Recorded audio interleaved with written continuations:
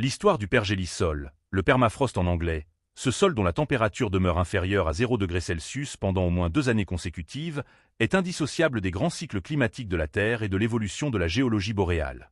Bien que ce phénomène semble figé, il résulte d'un façonnement millénaire entamé durant les périodes glaciaires du Pléistocène, une époque débutant il y a environ 2 600 000 ans. Lors des cycles de glaciation successifs, notamment la dernière période glaciaire nommée le Würm en Europe ou le Wisconsinien en Amérique du Nord, des couches massives de terre, de roches et de glace se sont consolidées sur des profondeurs atteignant parfois 1500 mètres, comme nous l'observons en Sibérie.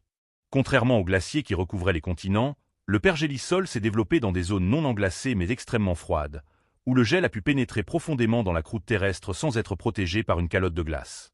Le pergélisol constitue de ce fait une archive temporelle unique, fonctionnant comme un gigantesque conservateur naturel qui préserve des traces du passé que l'on ne retrouve nulle part ailleurs sur le globe.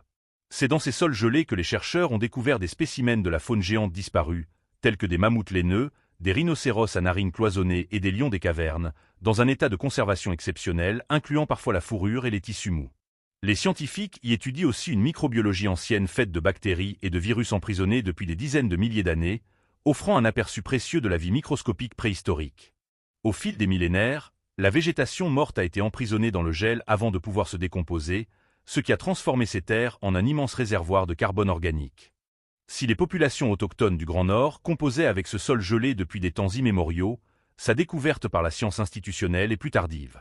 Au XVIIe et XVIIIe siècle, les explorateurs russes et les colons en Amérique du Nord rapportent l'existence de terres qui ne dégèlent jamais, même en été, rendant l'agriculture et le creusement depuis extrêmement difficiles. Au XIXe siècle, l'essor de la géocryologie voit des savants comme Alexander von Humboldt s'intéresser aux limites géographiques de ce phénomène. Enfin, au XXe siècle, la terminologie s'affine lors de recherches militaires pour la construction de routes et d'infrastructures durant la Seconde Guerre mondiale. Le tournant contemporain est celui d'une dégradation rapide car, aujourd'hui, l'histoire du pergélisol entre dans une phase critique.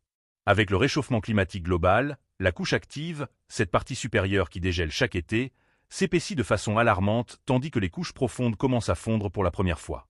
Ce dégel libère des gaz à effet de serre, le méthane et le dioxyde de carbone, restés captifs depuis la dernière ère glaciaire, créant ainsi une boucle de rétroaction qui accélère le réchauffement de l'atmosphère.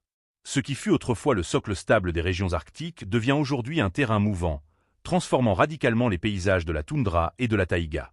Le pergélisol se comporte ainsi comme une capsule temporelle dont l'ouverture forcée par le climat actuel est à la fois une mine d'or scientifique et une source d'inquiétude majeure.